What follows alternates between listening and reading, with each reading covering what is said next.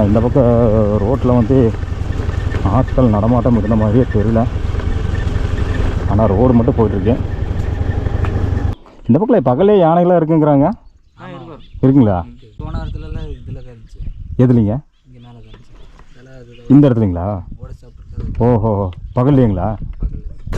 இன்னும் ஃபுல்லாக யானையோட சாணங்களாக இருக்கு. கண்ணில் காமிக்கிற யானை மட்டும் தான். கரடி. ஓ, கரடி இருக்குங்க.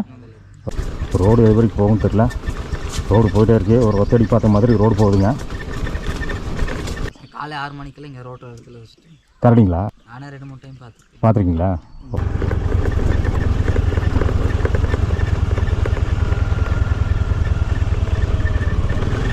ஆனால் இன்னைக்கு எல்லாம் சுற்று ரவுண்ட் எல்லாம் காட்டு போதை மாதிரி தான் இருக்கு.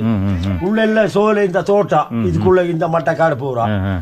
தோட்டத்துக்குள்ளே போகிறதுக்குள்ள பையன் விவசாயம் பண்ணுறதுக்கு காட்டில் வந்து இந்த காட்டு வளங்கு அதிகமாக சாய்ப்போச்சு. முன்னே வந்து கம்மியும், ஆனால் விவசாயம் எல்லாம் பண்ணினோம். ஏன்னா இந்த வழி எது வரைக்கும் போகுதுன்னு தெரியல. பார்த்தா வந்து ரோடு ஒரு மாதிரியாக இருந்தது.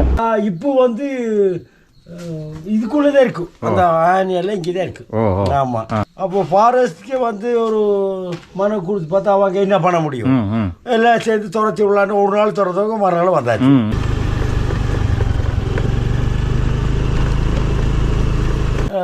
ஆனால் பல கோடி சொத்து இருக்குது, பல கோடி பணம் இருக்கு. ஒன்றும் பண்ண முடியல, அப்படி இருக்குது. நான் வனத்துறையும் நாங்கள் ஒன்று.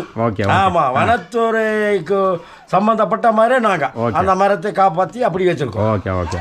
ஆனால் அதை விற்று அழிமறை பண்ணுறதுக்கு நாங்கள் பிறக்கல. ஆமாம், அந்த காலத்திலிருந்து மரத்தை காப்பாற்றியாச்சு. வனத்துறை எப்படி காப்பாற்றி வச்சுருக்குதோ அது மாதிரி தான் நாங்கள் காப்பாற்றிருக்கோம். நம்ம பட்டபூமிக்குள்ள நின்றுட்டு இருந்தாலும் இருக்க முடியாது. தண்ணி வசதி இருக்கு. பகல ஒரு பக்கம் இருக்க முடியாது, ஒரு பக்கம் ஆடு மாடு பேசிட்டு வர்றாங்க. எப்படி போயிட்டு இருக்குதா? நைட்டு இங்கே வர்றது போகுது. நல்லா இருக்கீங்களாம்மா? நல்லா இருக்கேங்க. யார் வீடு?